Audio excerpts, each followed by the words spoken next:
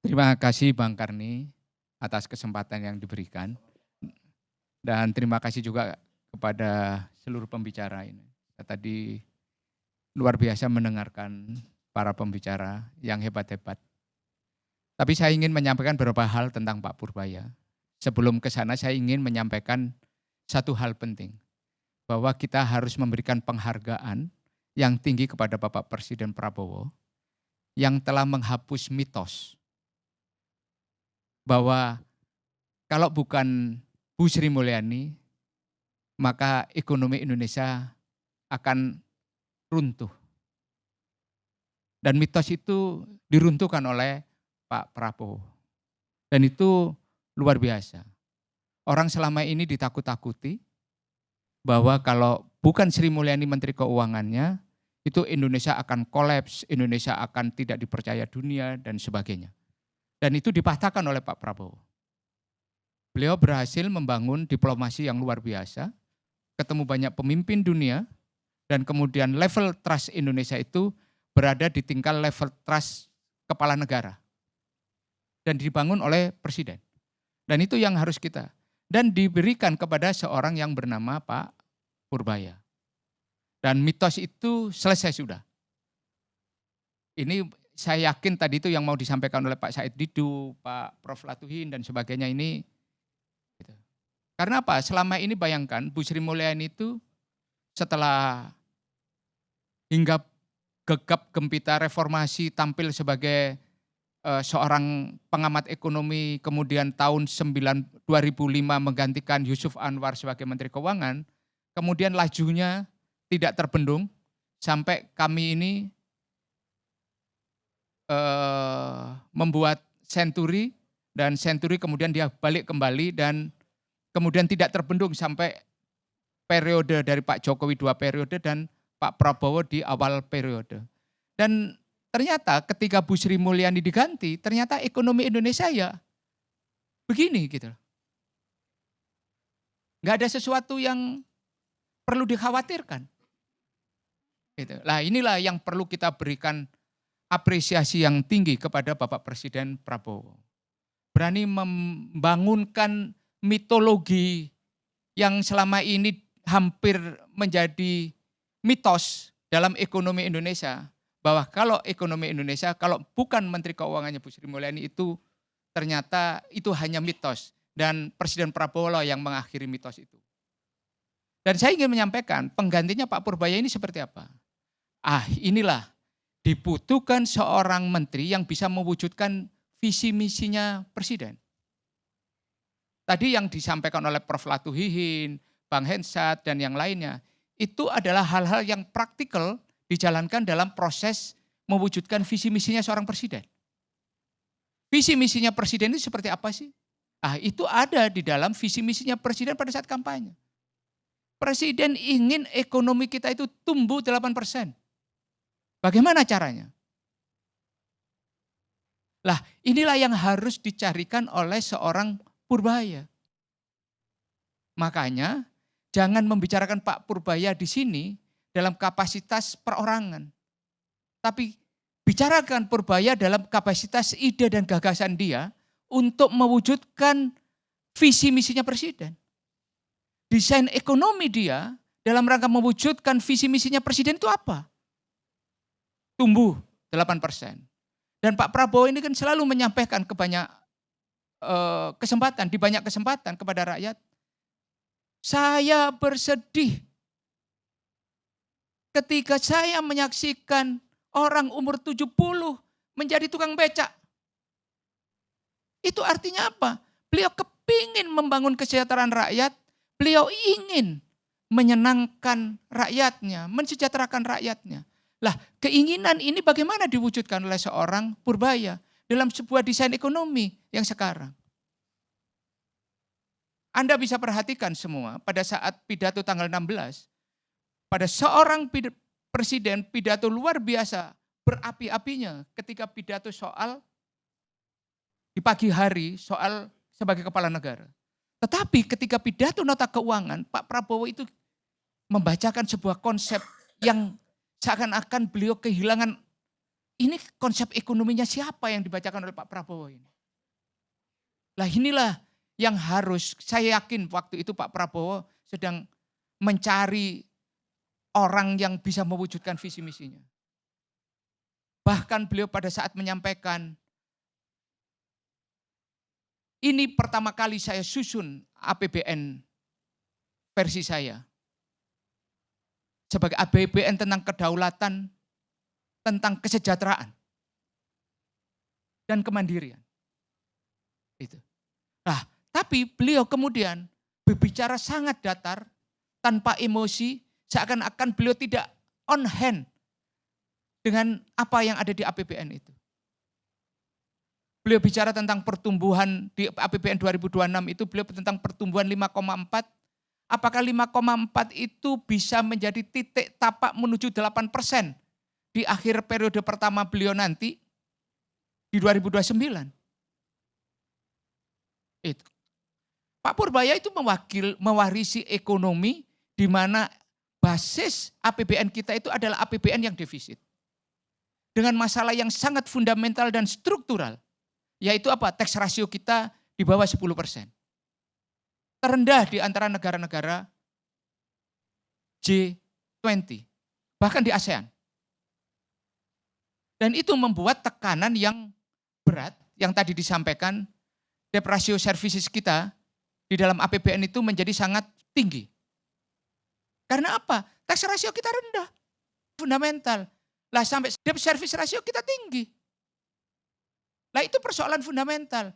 Lah sampai sekarang Pak Purbaya itu belum membicarakan soal bagaimana keluar dari himpitan defisit ini. Bagaimana membangun trajektori sebuah slope pertumbuhan ekonomi dari 5,4 di tapak 5,4 ini, 5,2 di APBN 2025, 5,4 di APBN 2026 itu dinaikkan menuju ke pertumbuhan 8%. Dan bagaimana permasalahan fundamental defisit ini? Apalagi Presiden mengatakan, suatu saat saya harus bisa menjadikan APBN kita itu zero defisit. Lah ini, apa yang disampaikan oleh Pak Purbaya di media itu adalah respon-respon kalau menurut saya sangat natural, dan respon kita aja yang tidak boleh berlebihan. Gitu. Tapi itu bagus untuk membangun apa? Memberikan harapan.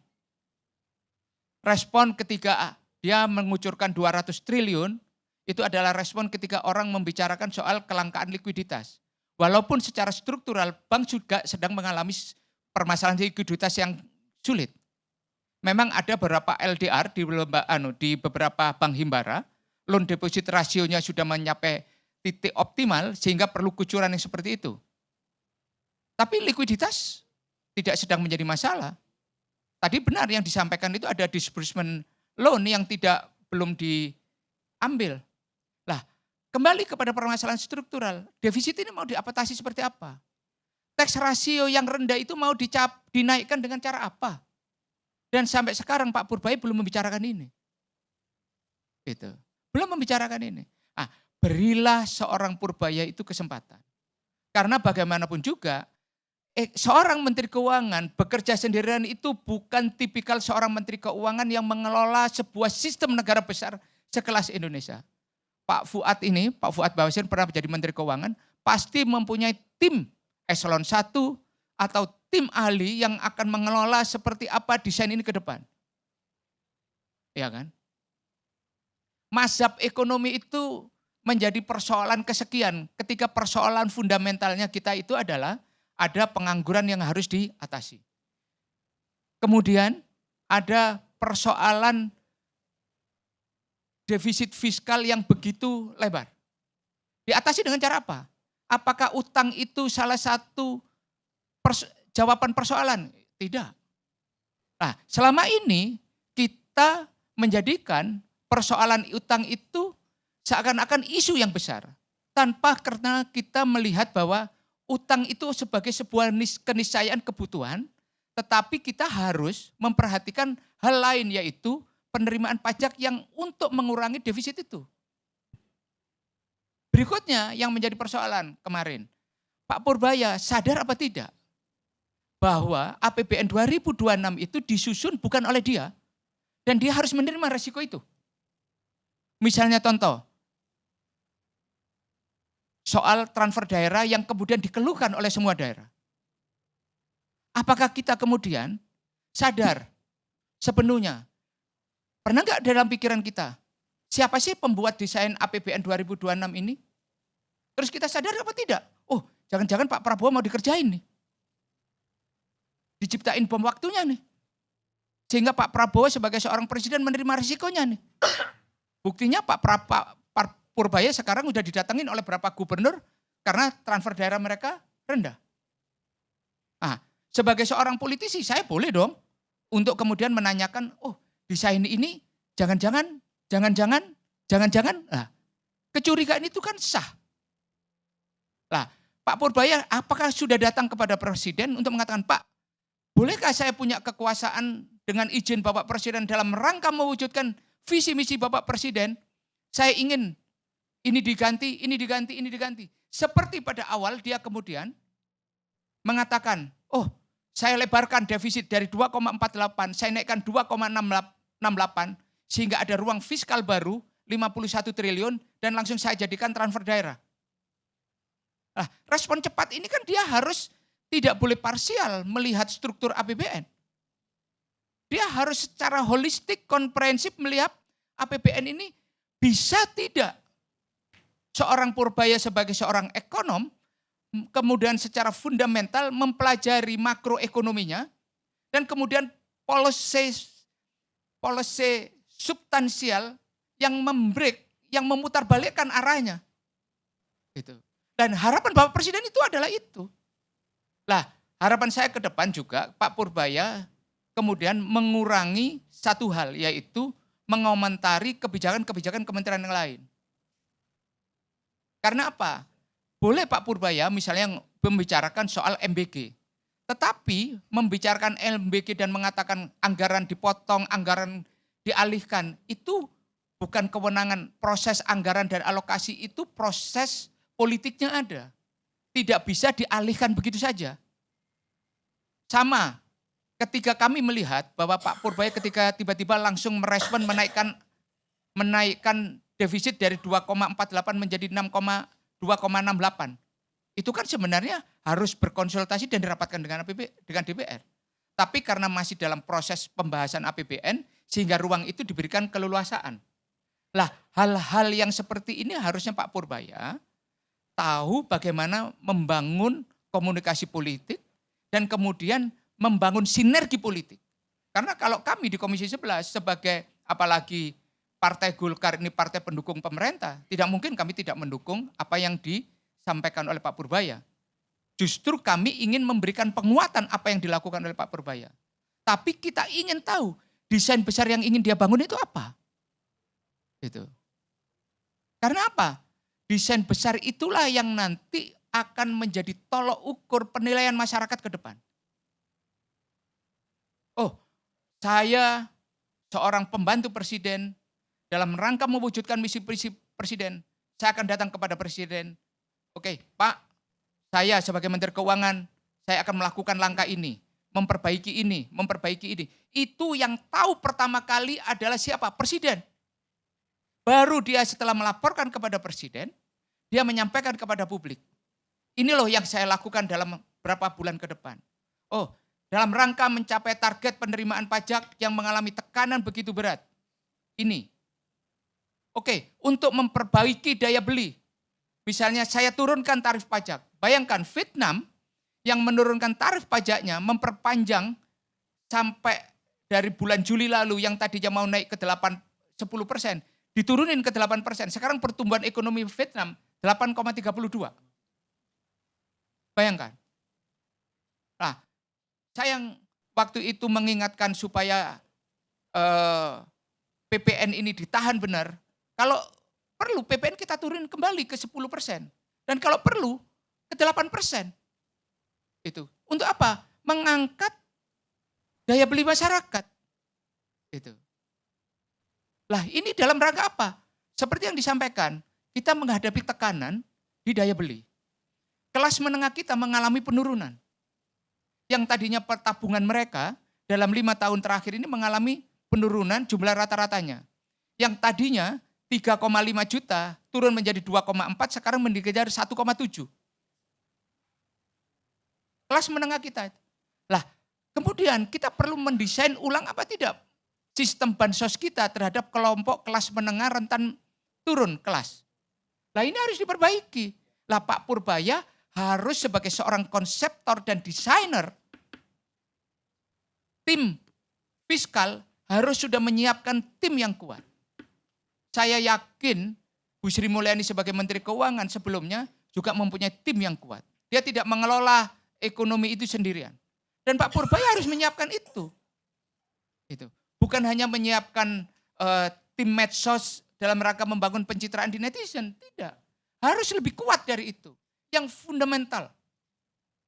Bagaimana mengatasi perekonomian secara struktural. Dan kemudian langkah-langkah terukurnya itu seperti apa. 8% ini kita akan menggunakan kebijakan apa. Monetary fiskal porsinya seperti apa.